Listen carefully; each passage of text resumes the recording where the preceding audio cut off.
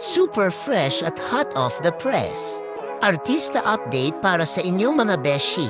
Malapit na talaga matapos ang dream house ni Alex Gonzaga sa Alabang. Sobrang excited na ang buong pamilya, lalo na ang mommy at daddy ni Alex. Sabi nga nila, patapos na finally ang bahay ni Kat. Makakabakasyon na kami after nito. Matagal-tagal din ang naging construction. Pero worth it naman daw dahil sa mga bonggang design at gamit na pinili ni Alex at ng kanyang mister na si Mikey.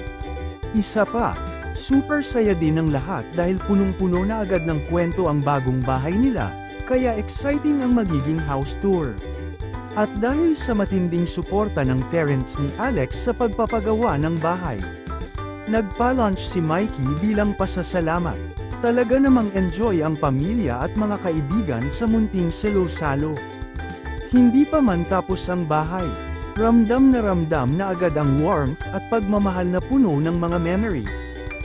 Ayon kay Alex, bawat sulok ng bahay ay may kwento. Mula sa pagpili ng tiles hanggang sa pagde-design ng mga rooms. Ang tanong ngayon ng mga fans, kailan kaya ang grand housewarming party?